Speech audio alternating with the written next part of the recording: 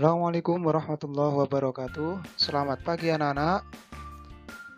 Bagaimana kabarnya hari ini? Semoga kalian diberikan kesehatan oleh Allah dalam keadaan sehat walafiat. Amin ya robbal alamin. Berjumpa lagi dengan Pak Hamim di pembelajaran tematik kelas 3, tema 3 subtema 1, benda di sekitarku.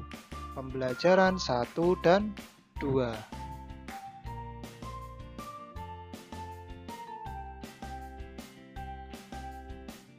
Di pembelajaran 1, kita akan belajar mengenai tentang benda-benda di sekitar kita. 2. Satuan pada alat ukur. 3. Variasi pola irama dan lagu.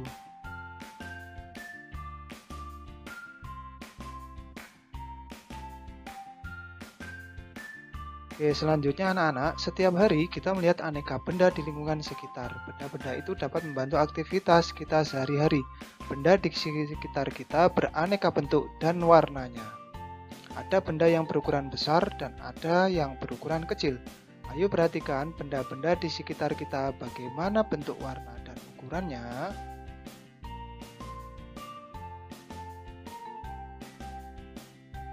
Oke, selanjutnya benda-benda di sekitar kita. Apakah benda itu? Manusia, hewan, dan tumbuhan merupakan benda. Batu, gelas, dan buku juga benda. Dapatkah kamu melihat perbedaannya? Ya, manusia, hewan, dan tumbuhan merupakan benda hidup. Sementara batu, gelas, dan buku merupakan benda mati. Benda adalah segala sesuatu yang menempati ruang dan mempunyai massa. Massa benda diukur dengan cara ditimbang. Manusia, hewan, tumbuhan, batu, dan buku menempati ruang. Benda-benda itu juga dapat ditimbang. Bagaimana membedakan benda dengan bukan benda? Apakah cahaya termasuk benda? Bagaimana dengan panas? Cahaya dan panas bukanlah benda. Cahaya dan panas tidak menempati ruang.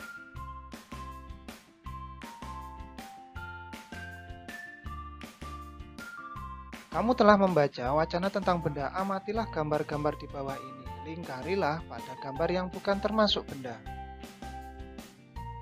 Ada panas api unggun, minyak goreng, cahaya lampu, ember, es balon, suara, radio, hewan. Diberi lingkaran ya, lingkaran warna merah. Nah, yang termasuk bukan benda yaitu panas api unggun, cahaya lampu, dan suara.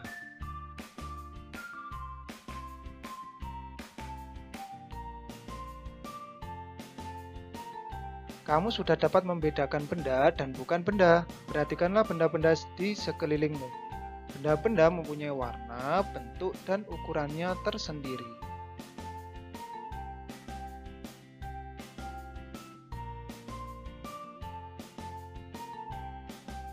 Benda-benda dapat dikelompokkan berdasarkan sifat fisiknya. Sifat fisik benda misalnya warna, bentuk, kekuatan wujud, atau ukurannya.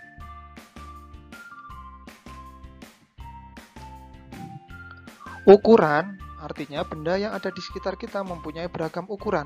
Ada yang besar dan ada juga yang kecil. Ada yang panjang dan ada juga yang pendek.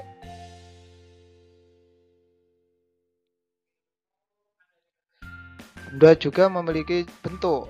Benda-benda di sekitar kita mempunyai beragam bentuk.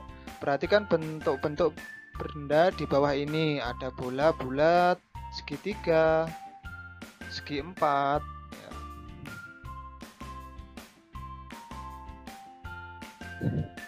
Bersama kelompokmu, perhatikan benda-benda di sekitar kelasmu. Kelompokkan benda-benda tersebut. Kamu boleh mengelompokkan berdasarkan ukuran, bentuk, ataupun warna.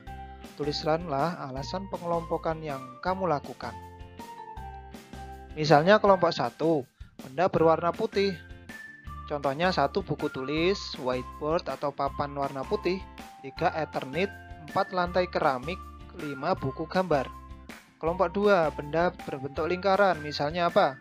Ya, 1 rautan pensil, 2 tutup tempat minuman, 3 uang logam, 4 kompas, 5 jam dinding. Kelompok 3, benda berukuran besar. Misalnya 1 lemari, 2 mobil, 3 gedung sekolah, 4 rak buku, 5 ada rumah.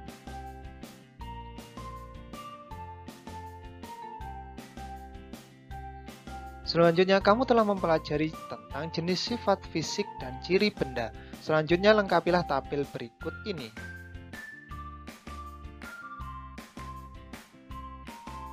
Benda, jenis, sifat fisik, dan ciri. 1. Benda hidup. 2. Benda mati. Ciri sifat fisiknya: 1. Ukuran, ada bentuk, ada ruang. Ciri-cirinya: mempunyai massa atau berat. 2. Menempati ruang.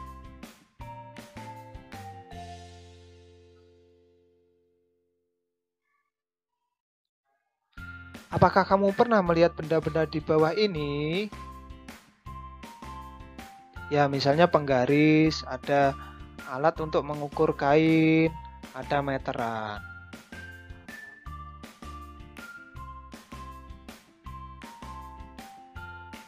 Selanjutnya, anak-anak, benda-benda di atas merupakan kelompok dari keanekaragaman jenis benda. Benda-benda di atas dikelompokkan menurut fungsinya, yaitu alat untuk mengukur.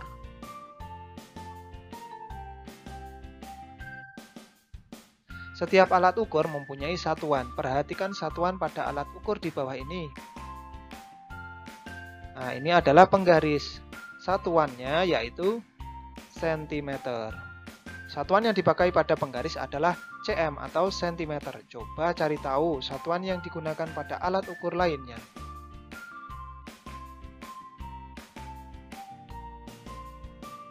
Tuliskan satuan panjang yang kamu ketahui pada kotak di bawah ini. Ya, mulai dari kilometer, hektometer, HM, DAM, M, DM, CM, MM. KM sama dengan kilometer, HM sama dengan hektometer, DAM, dekameter, M meter, DM desimeter, CM sentimeter, MM milimeter. Bagaimana cara menggunakan penggaris untuk mengukur? Perhatikan pengarahan dari gurumu. Tentukan hasil pengukuran pada gambar benda-benda di bawah ini. Oke, yang pertama ada gambar penghapus. Ukurannya berapa? 3 cm. Selanjutnya krayon, berapa ukurannya? 7 cm. Selanjutnya krayon warna biru, ya 10 cm. Pensil merah, ukurannya 6 cm. Selanjutnya spidol, ukurannya iya 12 cm. Selanjutnya ada pulpen. Berapa ukurannya? Ya 11 cm.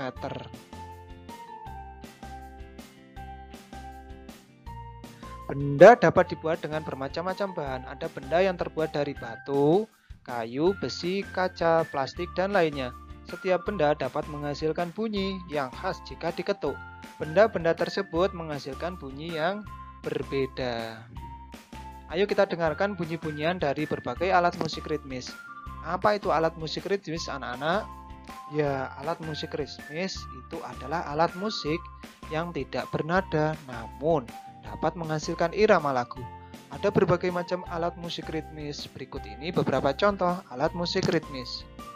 Ya, misalnya ada triangle, ada tamborin, maracas, kastanyet, ada juga tifa. Selain itu ada juga gendang, ya.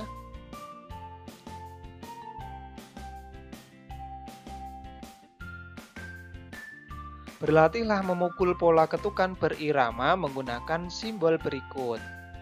Yang pertama ada ketukan kuat dengan huruf K, ada ketukan sedang M, ada ketukan lemah L, ya. Selanjutnya ya ada pola 1, ya, menggunakan K itu keras, yaitu dengan angka 5, jari tangan 5, ada sedang jari 2, ada juga lemah jari 1, ya. Ada pola 1, pola 2, dan pola 3.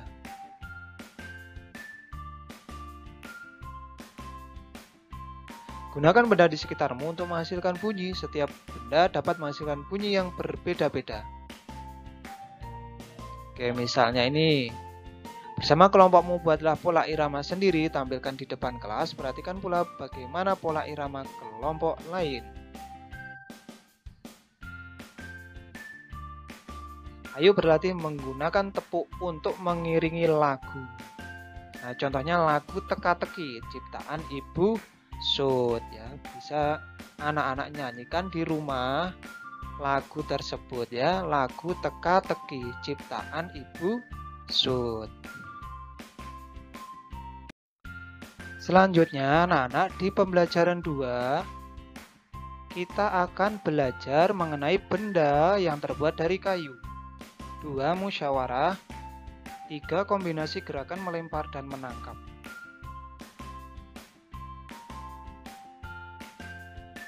Benda terbuat dari berbagai bahan dasar. Mari kita pelajari bahan pembentuk benda. Misalnya ada lemari, meja, kursi ya, benda terbuat dari kayu. Sebutkan bahan untuk membuat pensil. Ya, pensil terbuat dari kayu. Di sekitarmu banyak sekali benda yang terbuat dari kayu. Beberapa di antaranya adalah meja, kursi, dan lemari. Kayu juga digunakan untuk membuat benda kerajinan, misalnya patung dan figura.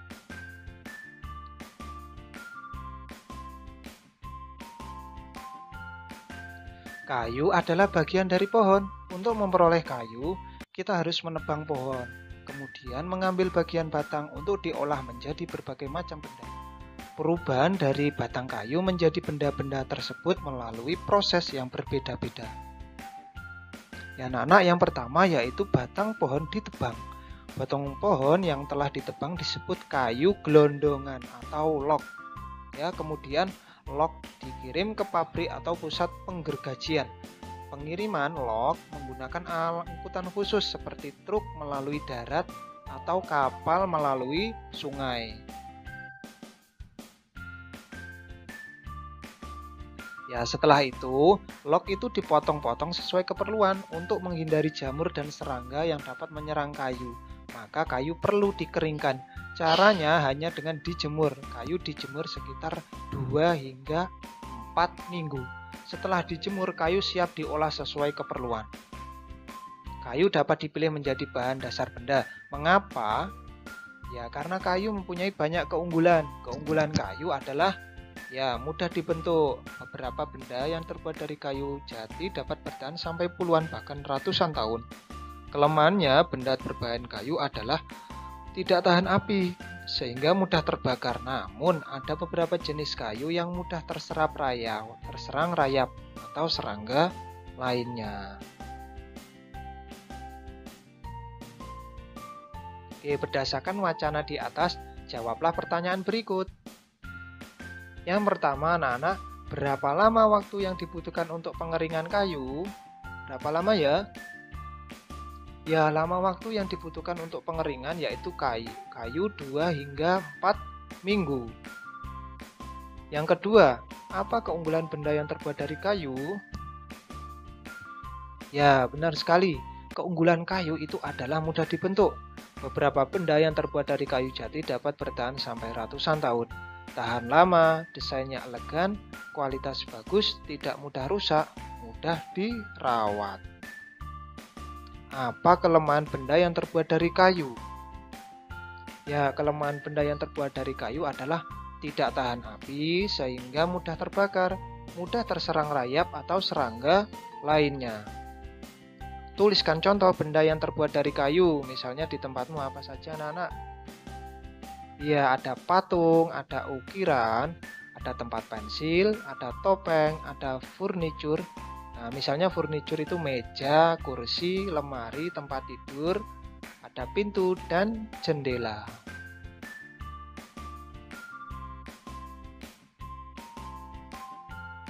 Tuliskan dan lengkapi dengan gambar pada kotak berikut bagaimana pembuatan benda-benda dari kayu berdasarkan bacaan halaman 12 dan 13. Misalnya yang pertama yaitu yang pertama penebangan pohon, selanjutnya pengiriman log atau kayu gelondongan ya. Yang ketiga pemotongan log atau kayu gelondongan tadi. Selanjutnya yang keempat pengeringan kayu.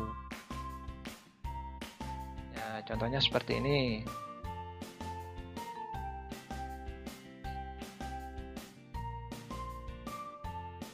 Selanjutnya anak-anak perhatikan benda-benda di sekitarmu. Adakah yang terbuat dari kayu? Ya, tuliskan hasil pengamatanmu di kolom yang telah disediakan. Misalnya nama benda, pensil, gunanya untuk menulis. 2 pintu, gunanya untuk menutupi ruangan. 3 buku, untuk membaca dan menulis. 4 sapu, gunanya untuk menyapu. Ada kotak pensil, contohnya sebagai tempat peralatan tulis. Ada juga sisir untuk merapikan rambut.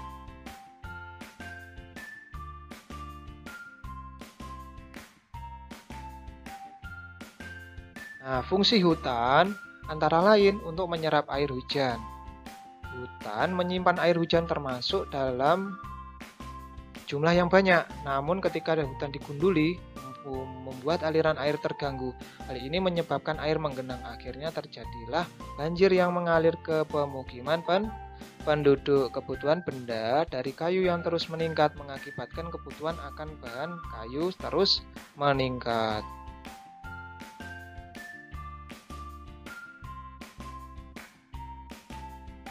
Selanjutnya anak-anak, ternyata setiap tahun itu banyak pohon yang ditebang untuk mendapatkan kayu.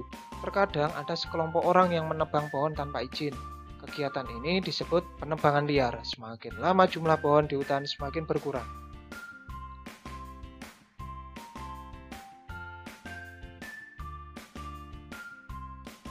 Oke, selanjutnya anak-anak kita akan belajar tentang musyawarah. Musyawarah itu tujuannya untuk membahas bersama suatu masalah dengan tujuan mencapai keputusan bersama untuk menyelesaikan masalah tersebut. Oke, bermusyawarah bersama kelompok untuk menjawab pertanyaan berikut. Oke, yang pertama, di desa Siti banyak penebangan liar. Bagaimana cara mengatasinya? Ya, siapa yang tahu? Ya, yang pertama kita akan melakukan pelarangan atau penegasan kepada orang yang menebang pohon liar dan diberikan sanksi agar tidak terus mengulang kesalahan. Selanjutnya yang kedua, apa yang terjadi jika penebangan liar tidak dihentikan? Iya, hutan akan menjadi gundul, menyebabkan longsor, hewan kehilangan habitatnya atau tempat tinggal. Yang ketiga, bagaimana cara mengembalikan hutan seperti semula? Ya, yang pertama melakukan reboisasi atau penghijauan. Selanjutnya melakukan sistem tebang pilih. Selanjutnya menjatuhkan sanksi kepada perusak hutan, menjadikan hutan sebagai cagar alam atau hutan lindung.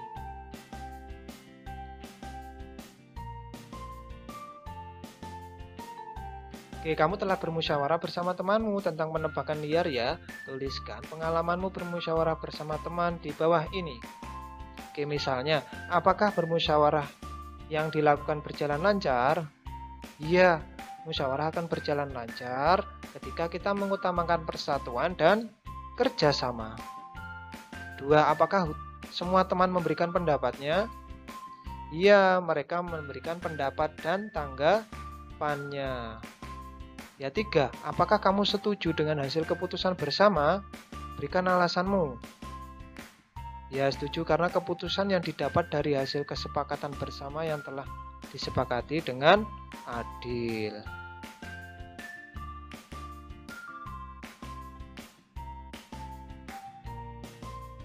Selanjutnya, ayo diskusikan bersama temanmu mengapa perlu musyawarah dalam mengambil keputusan bersama. Mengapa ya perlu musyawarah?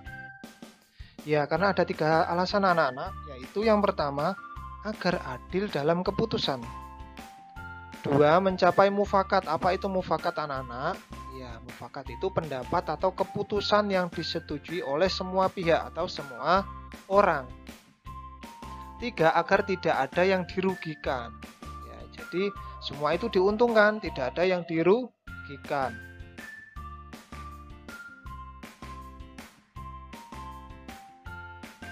Perhatikan cara melempar dan menangkap bola yang benar. Nah, di sini ada cara melempar dan menangkap bola. Yang pertama gerakan dasar melempar. Ada juga gerakan dasar menangkap bola.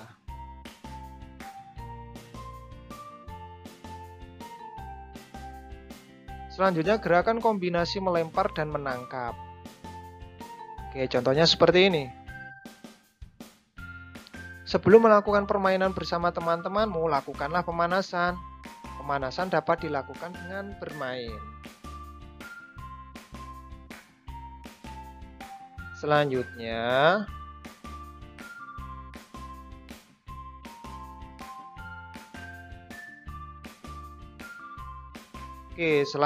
latihan soal.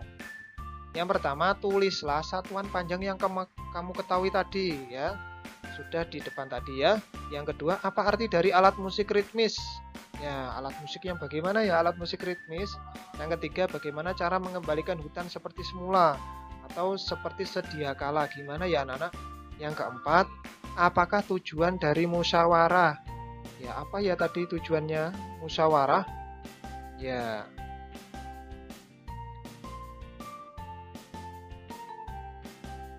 Oke, setelah itu anak-anak jangan lupa setelah menyimak video pembelajaran ini sampai habis, anak-anak mengisi nama lengkap dan kelas pada kolom komentar ya. Sekian dan terima kasih dari Pak Hamim. Semoga bermanfaat. Wassalamualaikum warahmatullahi wabarakatuh.